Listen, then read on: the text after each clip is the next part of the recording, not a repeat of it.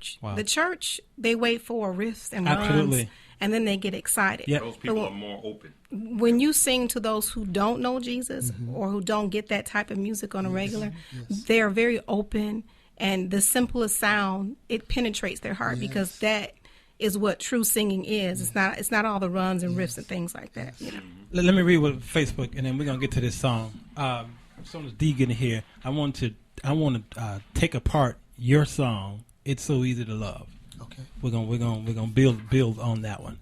I thought we was remixing to do a work for the match. That would I thought about that. That's coming. That's yeah. That's the remix. We gonna collab on that. Yeah. Mark LeBranch was it's simple. Yeah, LeBranch.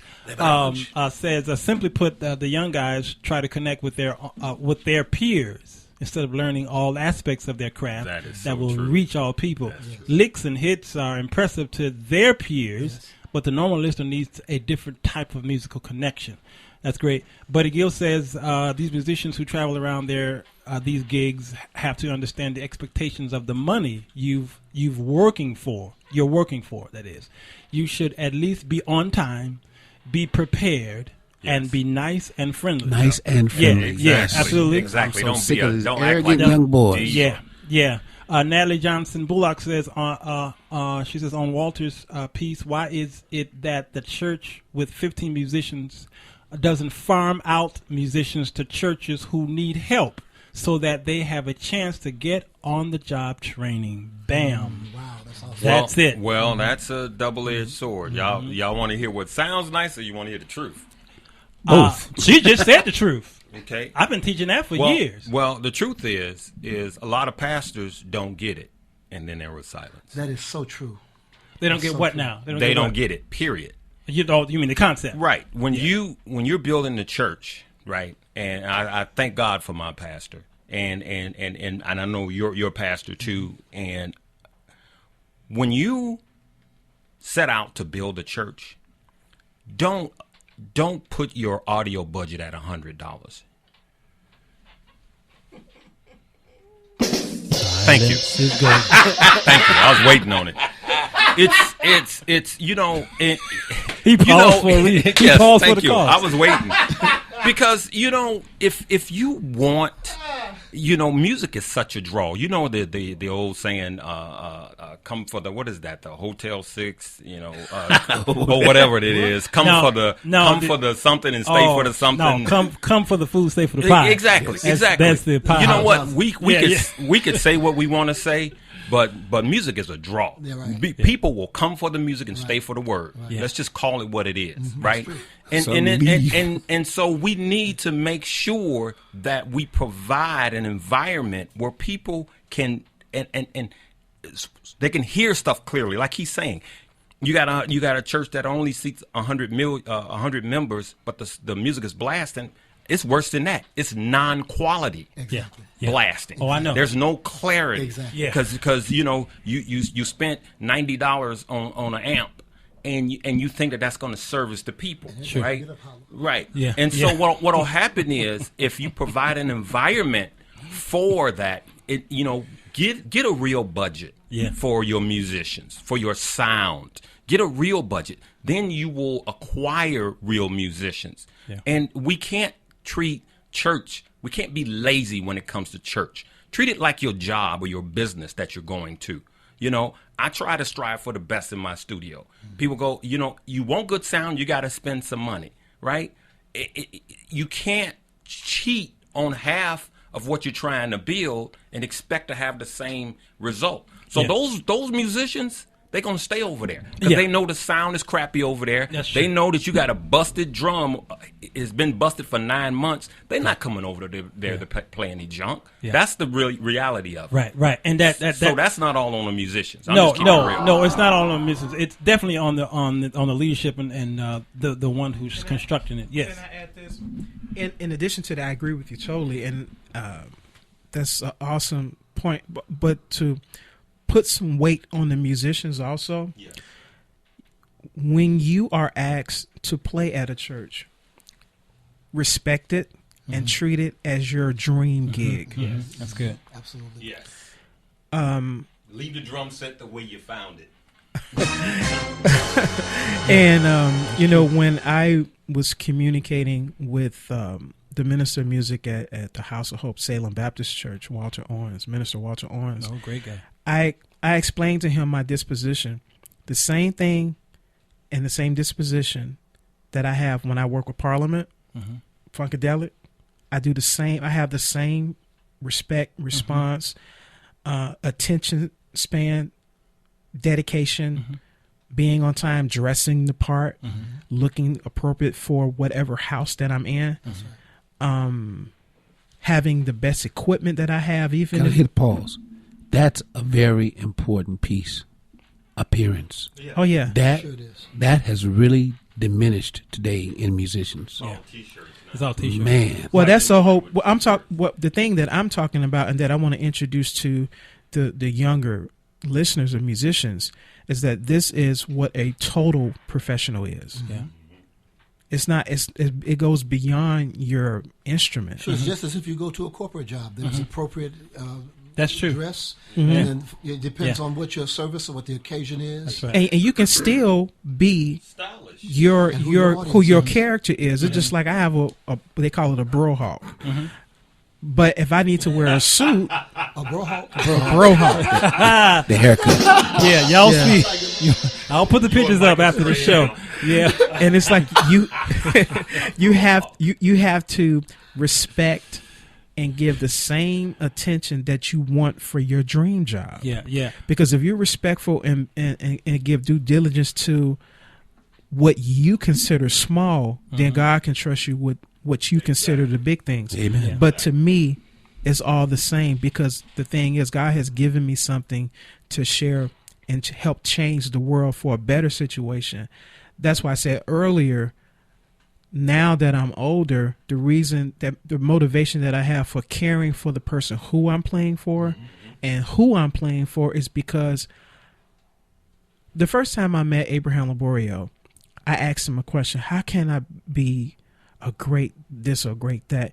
He said, you cannot please God without faith. That's true. Absolutely. And now in my later years, as I gotten older, I understand that. It's like what I'm saying is that if you want, hypothetically, you want the Mary J.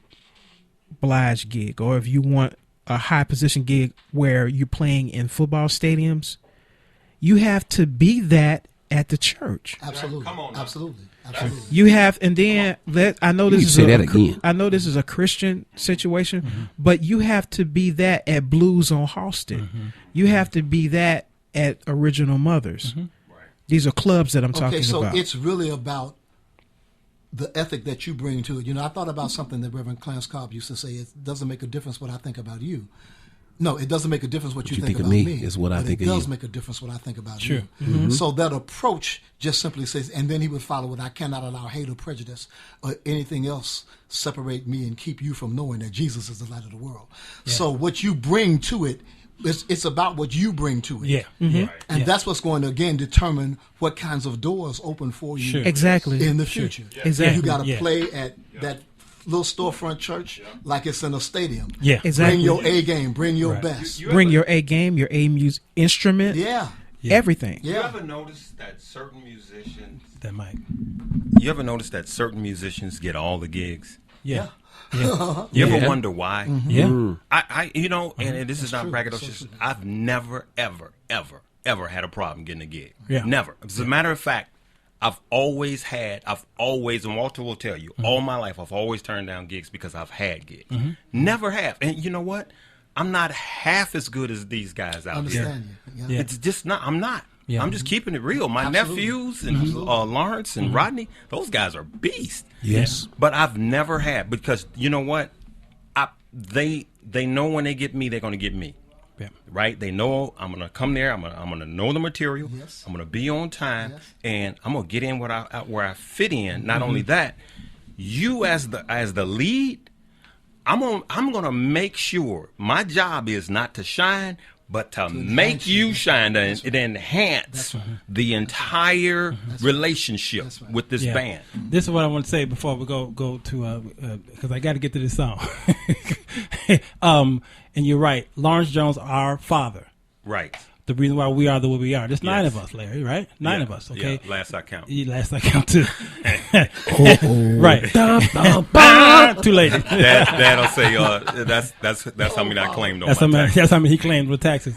And he, that's right. Yeah, that's him. And he would say, if a Jones was born, right, and he couldn't play an instrument, he threw him back in the water. That's what he did. Yeah, he didn't claim him.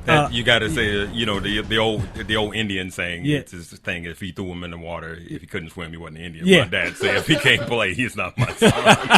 Yeah, and I think he meant it. Yeah. So it was us at Mason Temple. Yes. In the 80s. All night when the guys were out there chasing girls on the grounds out there outside, we were the ones on stage until 4 or 5 in the morning. We would play from 11 o'clock at night, no joke, till 5 o'clock. Yeah. The next morning. I played till on stage. Blood was coming down my hands all night for about 20 years straight. Wow. Yeah. All night revival. Yeah, and then watch this. Yeah. When we got through with that, we packed and went downstairs to the kitchen. Breakfast. Well, no, watch this. Before we ate breakfast, we remember we would go downstairs because the kitchen crew wanted to. Oh yes. Yeah, so we would go downstairs and then play for the kitchen crew. For the kitchen crew. Yeah, and get them into the service. Yes. And then go to breakfast after that about 6 a.m. About 6. That went on year after year after year. Okay, so what that did, that set a precedence in us, a discipline in us. Okay, a love for the music. Yes. Okay, and so then when we started going out, branching out, Larry's right. I quit corporate America. I was an accountant. Working. Dorothy Brown hired me as a CPA firm. All right, I was doing that for years. In 1997, I walked off the job, never to return, and I never had to pick up the phone and call the pastor and say, "You need anybody over there? Y'all need it?" I never have to. Matter of fact, I have to turn them calls down because I'm the one to get all the calls in Chicago for churches who are just looking for someone. And I ain't talking about them $25, $50 calls. Right. I get some major calls, but they always say, Walter, we got this other guy. He good, but we want you. Right. Okay? And he actually, this guy here, he wants less than what you usually get. Right. But we want you because of everything you said, Pennal. Yeah, exactly. Everything you said, Larry. Everything you said, Calvin. Yes. And you talked about the dress. Right. Okay? I'm playing for a ministry right now that I'm not as good as the guys that they interviewed, but they said that your spirit and the way you dress is the reason why we want you. And I've been there for 3 years now. See? Yeah. So that's it. It's all about. I think you said something, Pennal, about it's about wherever you go, you Have the same standards. The same standards, absolutely. But watch this. But when in Rome, come on now. You do what the Romans do. Yeah, you see what the makeup is, and you act accordingly and dress according to the makeup. Because you're not going to go to the courts in front of the judge any kind of way. Right. He has a standard. Absolutely. Yeah. And speaking of being in Rome, there's a couple of songs. I just got through speaking with a gentleman over in London who I used to do R&B music many years ago under another name. And there's I had a pseudonym at the time. Yeah. It was James Mendel. I've written under that name. Wow. And a couple of songs, Tyrone Davis. Yeah. Sure. One is his In the Mood. The electric piano. I'm playing the electric piano in the mood. I'm old enough to remember those days. And How Sweet It Is to Be Loved by You. Yeah. I'm playing the organ on that. Get out of here. And I sat in the studio for 6 hours, most of the time asleep. Yeah. And when I came out to play, I was doing my thing. The producer said, "Brother, I just want you to go." and I said, "But I could do something." He said, No. I just want you to do.